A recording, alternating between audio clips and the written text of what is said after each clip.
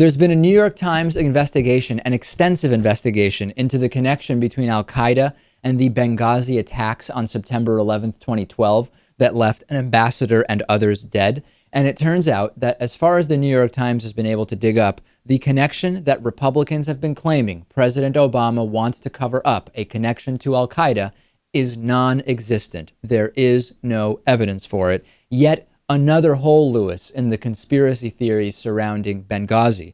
USA Today reports that a lengthy New York Times investigation of the deadly 2012 attack on the U.S. diplomatic compound in Benghazi, Libya, found no involvement by Al-Qaeda or other international terrorist groups, and was accelerated in part by anger at a U.S.-made video denigrating Islam. So let's analyze that. First is the video. Initially, the video was cited as the reason for the entire protest, the entire raid, all of the violence. That was debunked. Republicans said that the connection is Al-Qaeda. That seems to have been debunked. Here, the video is cited as possibly an aggravating factor, but certainly not the cause. The 6-part report was written by David Kirkpatrick. It was posted Sunday on the Times website. It centers on extensive interviews with Libyans in Benghazi who, according to the newspaper, had direct knowledge of the attack and its context. The Times concludes, the attack does not appear to have been meticulously planned, but neither was it spontaneous or without warning signs. Lewis, even though Republicans continue saying that this was a cover-up, that was an Al-Qaeda involved, specifically planned attack, as with many things in politics, it seems the truth is kind of somewhere in the middle. It doesn't make for very good TV. Was the video responsible? No. Did the video play no role? No. The video may have been kind of a slightly aggravating factor. Was this a meticulously planned attack? No. Did it just spring up out of nowhere? That's also not true. It seems to have been somewhere in the middle. Shades of gray and nuance never lead to interesting television. You need to be polarizing.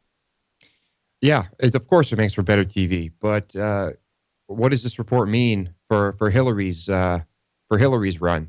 Well, it should mean nothing. I mean, in other words, it should mean that this is just not really a factor. If Hillary Clinton wants to be president, what happened in Benghazi should not be the primary lens through which her potential to be a president is analyzed. The other thing that the Times said, Lewis, is that a central figure in the attack was an eccentric, malcontent local militia leader named Ahmed Abu Khattala.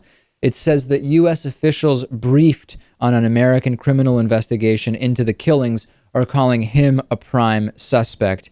The biggest failure here is that against the wishes of the families of the victims, this has been turned into a political football now going into year 2. And that's the biggest disaster here.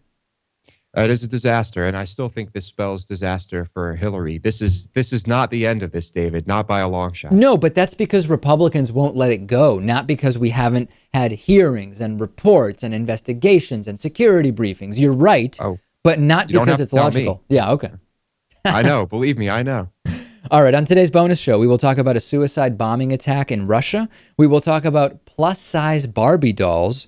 And also, a country singer's restaurant doesn't allow guns, and a lot of his fans don't like it. Today is the last day for the last membership special of 2013. Go to davidpakman.com/2014 here.